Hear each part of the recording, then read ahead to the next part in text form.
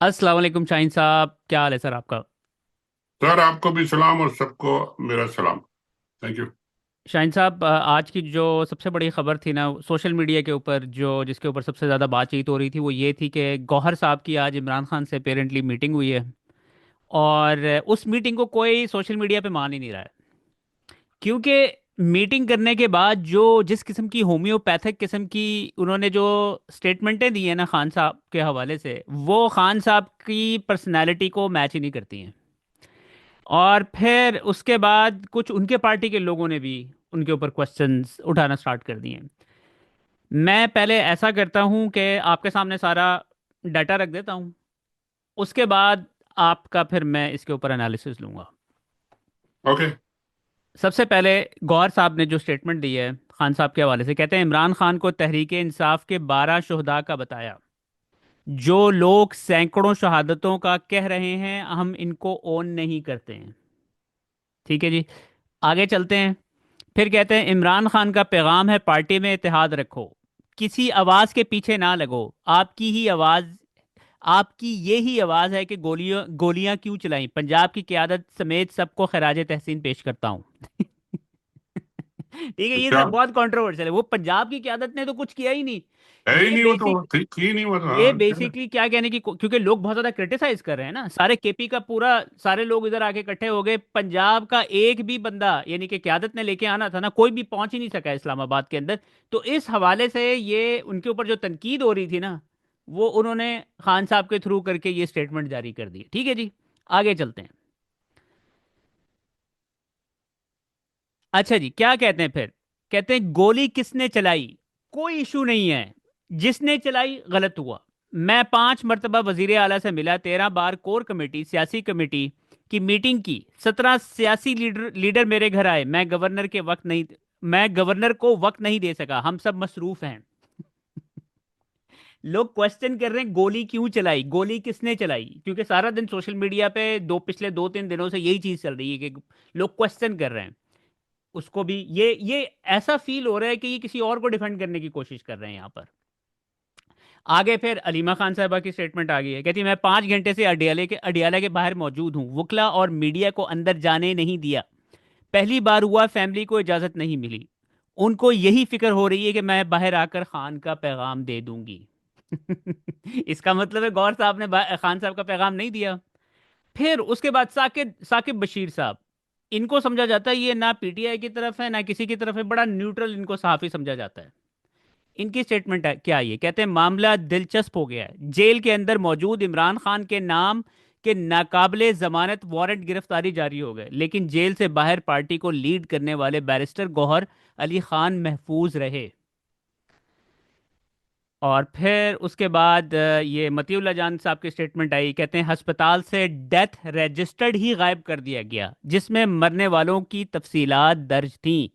आगे से आदिल राजा साहब कहते हैं क्या बैरिस्टर गौहर ने ये बात इमरान खान को बताई।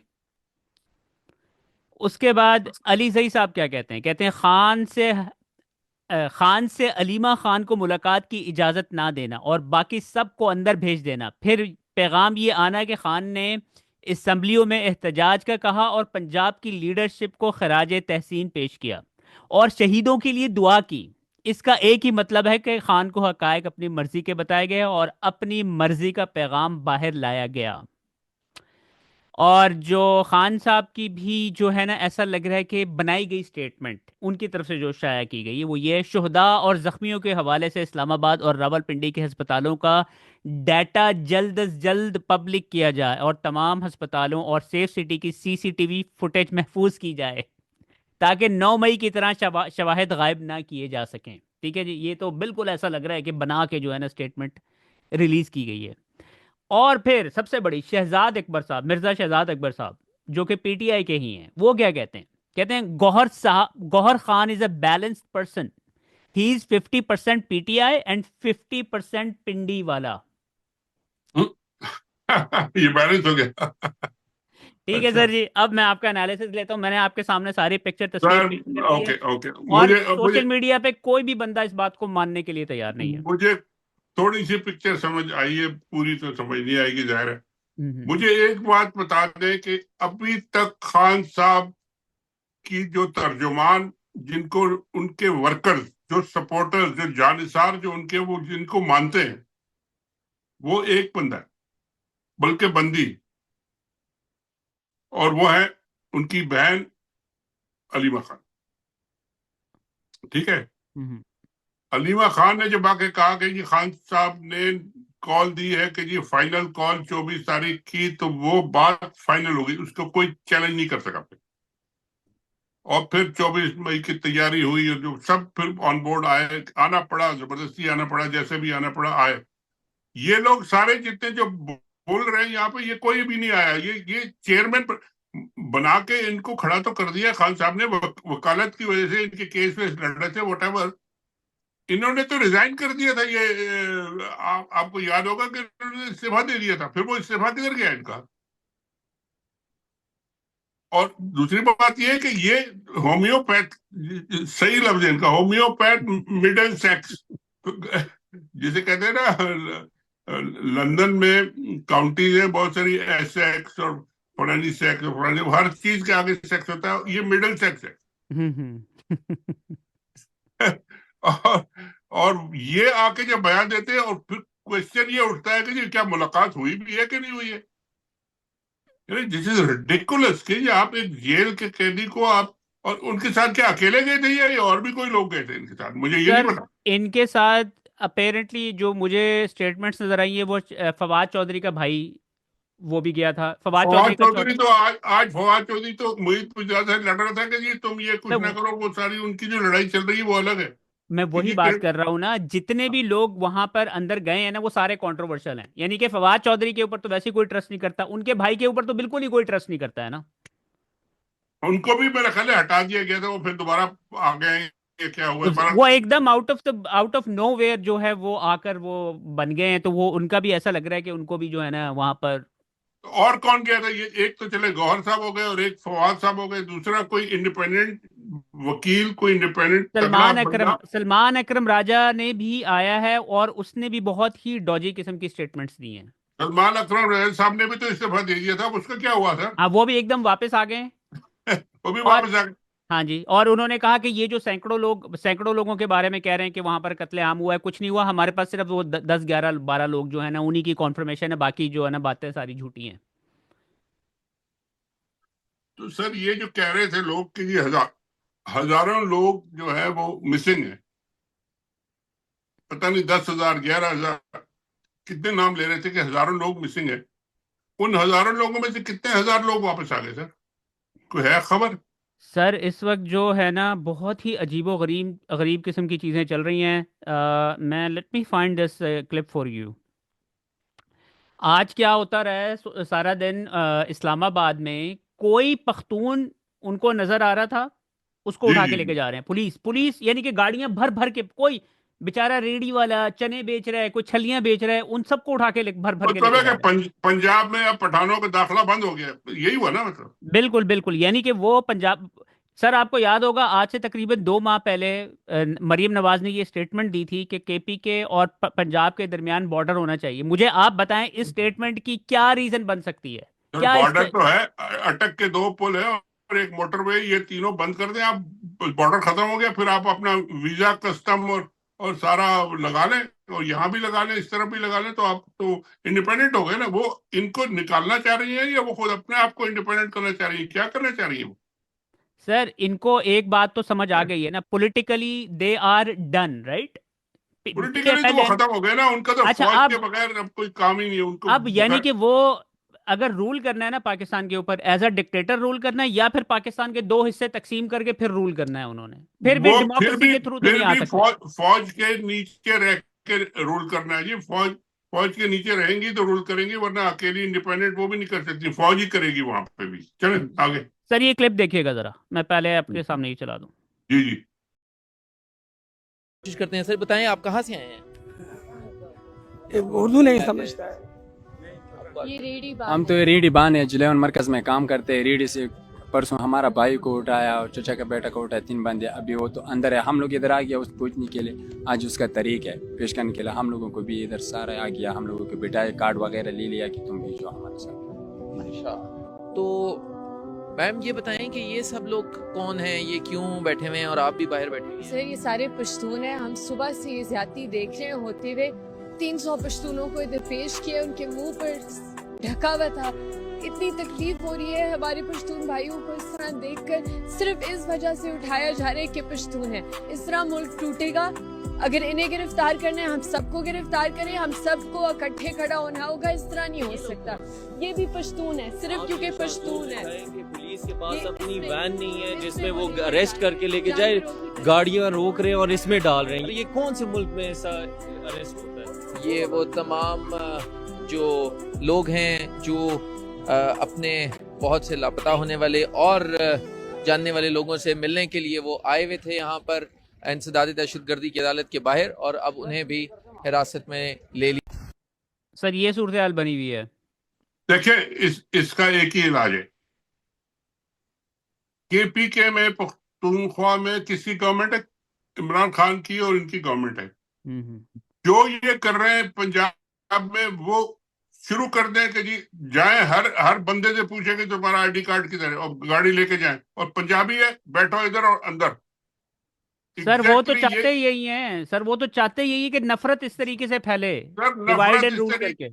ये अगर वो करेंगे तो इनको जवाब भी इसी तरह का देना पड़ेगा। और फिर अगर उन्होंने पुल तोड़ना है और उनको अलग करना है, अटक का पुल जो है बॉर्डर बनाना है, तो फिर तैयार हो जाना सब यार। वो तो फिर यहाँ नहीं आ सकते, नहीं आ सकते तो फिर ये अपने मुल्क को चलाए, अफगानिस्तान से बात करें, किसी और से बात करें, जो भी करें, इन लोगों से जान छुड़ाने का। और फिर कोई पंजाबी फौजी भी ना आए इधर। जितने पंजाबी फौजी यहाँ है ऑलरेडी, इनके कोर कमांडर और फलाने कमांडर, उन सबको जाके घेरे और उनको कहें कि जी निकलो यहाँ से या जेल में चलो। अगर कोई ऐसा कर सकता है तो करे, वरना तो फिर आप घर में जाके सो जाए गोलियां खा के। सर फिर आप वो तो एग्जैक्टली चाहते यही है कि वो हमारे लोग क्या, मैं खुद पंजाबी हूँ, कोई भी पूरा पंजाब उनके साथ नहीं है, लेकिन वो चाहते हैं कि इस तरह की हेट्रेड डेवलप हो, डिवाइड एंड रूल वाली पॉलिसी अप्लाई करना चाहते हैं वो।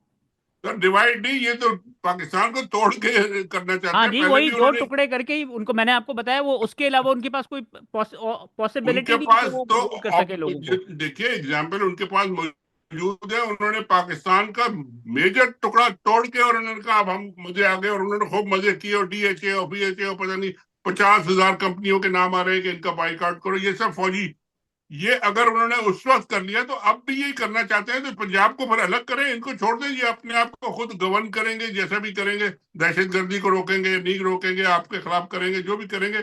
ये करना चाहते हैं तो फिर ये पाकिस्तान का तो हो गया मलिया मेट। और ये फौजी अगर यही करना चाहते हैं, ये अपने आप को मुहिब वतन कहते हैं, पाकिस्तानी कहते हैं, तो ये अब झूठ बोलते हैं, सबके आंखों में धूल डाल रहे हैं। और ऐसे ही होगा फिर अगर ये करेंगे तो, इसमें कोई शक नहीं है। आज नहीं, 2 हफ्ते बाद, 2 महीने बाद, 1 साल बाद बिल्कुल ये हुआ कि जी सारे पंजाबियों को पेशावर में और किसी जगह भी अगर कोई पंजाबी नजर आया उसको पकड़ के बंद करेंगे और जेल में डालेंगे। ये होगा। सर उसके बाद अगली खबर की तरफ चलते हैं। आपको पता है कि शहबाज शरीफ साहब की जो स्टेटमेंट थी कि भाई ये चीफ साहब का शुक्रिया जो उन्होंने इस्लामाबाद में किया है। और किसका शुक्रिया अदा करेंगे? आज चीफ साहब के स्पोक्स पर्सन की स्टेटमेंट आ गई है, फैसल बावड़ा साहब की। कहते हैं हुकूमत ने एहतजाज को सही मैनेज नहीं किया, एक भी शहादत डिजास्टर है, मालो जान की जिम्मेदारी हुकूमत की है। हुकूमत मैं करूंगा और जिम्मेदारी उस हुकूमत की है जिसके पास टका भी लाल नहीं है। यार क्या ये मतलब बेवकूफ बना रहे हैं, ये लोगों को पागल समझते हैं, क्या है मतलब? तो पागल बनना है, अगर आपने पागल बनना है तो बने, फिर जाए। बहरहाल वो उन्हें समझ आ गई ना कि शहबाज जो है ना, सारा मलबा आर्मी चीफ के ऊपर डालने की शहबाज ने कोशिश की है। शहबाज को मेरा ख्याल है इस वजह से किक मार के निकाल दिया जाएगा। आप देख रहे हैं थोड़े दिन, 1 आध 2 हफ्ते 4 हफ्ते में उनको गेट आउट, आप ये क्या बातें करते हैं, और वो निकल जाएंगे। उनका क्या है बेचारे, वो तो बूट पॉलिश करते हैं, घर से निकालो गए। सर चलो, इस स्टेटमेंट के ऊपर बहुत ज्यादा गुस्सा है। आज बकायदा फैसल वावड़ा ने बिलावल से मिलने गया है और मिलने के बाद पूरे मेन स्ट्रीम मीडिया के ऊपर और पूरे सोशल मीडिया के ऊपर दोनों की तस्वीरें जारी की गई हैं हाँ, बकायदा। मैंने देखी थी बिलावल। अब फैसल बावड़ा साहब बिलावल को प्राइम मिनिस्टर बनाएंगे। अब ये चीफ प्राइम मिनिस्टर के कैंडिडेट ये सिलेक्ट करेंगे। अल्लाह अकबर, चलेगा। हाँ जी, शहजाद अकबर साहब ने एक और खबर दी है, कहते हैं 26 नवंबर को इमरान खान को ऑफर की गई थी आपको कुछ दिन तक रिहा कर देते हैं, लेकिन आपको नथिया गली में रहना होगा। इदारे पर और 6 माह तक हुकूमत पर तनकीद नहीं करेंगे। मेरा ख्याल है सर, ये नथिया गली की बात जो आपने की ना, मुझे ख्याल आया कि इनको पतली गली से जाना पड़ेगा, नथिया गली को नहीं जाने देगा इनको। बारह। सर उसके अलावा जो है इनकी ऑब्वियसली आपस में भी इंटरनल काफ़ी लड़ाइयाँ हो रही हैं। आई डोंट नो कि आपने वो इनकी ओ ऑडियो भाई, कॉल सुनी है या नहीं सुनी है।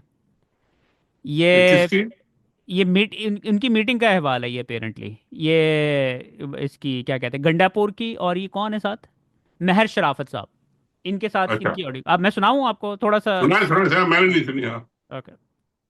ओ भाई, आप पहले वीडियो देख लें, आप वीडियो देख लें, बेहतर होता। तेरी माँ की बारात थी, तेरी बहन की बारात थी। तूने मुझे रिश्ता देना है बहन का, कि तू कहता मैं बुजिल हूं और तू बहुत बहादुर है, इसके पीछे तू बात कर लो। कर दू इंसान। अली भाई, मैं जुड़ूंगा बच्चे सबर रख फिर। मैनू फायर मार दी यार, तू मैनू फायर मार लवी अगे, जेड़ा तू फायर मारा मैनू मार ली तू। और तेरे जैसे बंदे को फायर नहीं मारते। 500 बंदा मरवा के आ गया, तेन शर्म नहीं आई, तू मैनू गल्लां सुनांदे हैं। उथे मारदा ना फायर, उन्होंने क्यों नहीं मारे? बस ये इतना सा ही चंक रिलीज किया, मुझे नहीं पता ये किसने किया, मोस्ट लाइकली महर शराफत साहब ने किया। मैं शराफत ने किया होगा या एजेंसी ने किया होगा कि ये आपस में ये किस तरह लड़ रहे हैं, वो भी उनका भी चांस हो सकता है। लेकिन ये जवाब तो देना पड़ेगा। ये जो चीफ मिनिस्टर बन के पूरी कब्जा सूबे की हुकूमत पे करके सारी रिसोर्सेज गाड़ियां डाले, पुलिस, ये वो, इनको जवाब देना पड़ेगा। इन्होंने क्या किया, जाके वहां से जब मौका आया तो भाग गए। 2 दफा नहीं 3 दफा भाग गए। इनको क्यों रखा हुआ है अभी तक, मुझे भी ये समझ नहीं आई कि इनको रखा क्यों है। और अगर उनको नहीं हटा सकते तो इन सबको डिसमिस करते इमरान खान साहब या उनके जो चेयरमैन साहब है, वो भी अब तो मुझे लगता है कि वो भी होम्योपैथिक हो गए हैं। बिल्कुल ही जो हुक्म आएगा वो करेंगे, इमरान खान का हुक्म नहीं सुनेंगे। तो ये पार्टी तो इन्होंने बेड़ा गर्क कर दिया है। इन बाकी सब लोगों ने, इमरान खान अपनी जगह खड़ा है, इमरान खान के साथ लोग अपनी जगह खड़े हैं। और ये देखिएगा आपके जी 2-4 दिन, हफ्ते, महीने, 2 महीने में ये सारी क्लियर हो जाएगी कि जी ये सब जोकर है, ये सब कंप्रोमाइज है, ये गंडापुर और गंदापुर और ये सारे गोहर और ये फलाने फलाने, ये सब घर जाएंगे। कोई एक आदमी इन पर रोएगा भी नहीं कि जी कौन से किधर गए। इनका तो कोई वजूद ही नहीं है अभी। ये अलबत्ता एक बात का ख्याल रखें, अगर उन्होंने इमरान खान को जिंदा रहने दिया, मेरा ख्याल है कि इमरान खान को मारने की पूरी कोशिश करेंगे। ये बात जो है ना, ये उठानी चाहिए। एक इशू होना चाहिए, गोली किसने चलाई और इमरान खान को कौन मार रहा है। और ये सारी दुनिया भर में रेज करना चाहिए और इंटरनेशनल हर फोरम पे रेज करना चाहिए कि जिसको मारने का प्रोग्राम है उसको बचाना है। अगर आप उसको बाहर भी निकाल के ले जाए तो ले जाए, 2 महीने, 4 महीने, 6 महीने के लिए, लेकिन उसकी जिंदगी होना जरूरी है। उसको मार दिया तो फिर ये पाकिस्तान जो है ना, ये फिर आप भूल जाए। फिर खैबर कहीं जाएगा, पख्तूनख्वा कहीं जाएगा, पंजाब कहीं जाएगा, पंजाब जाएगा सिखों के पास, सिख वजीर आला होगा, उनके डिप्टी वजीर आला जो है ना वो मरियम साहिबा होंगी। चले आगे चले।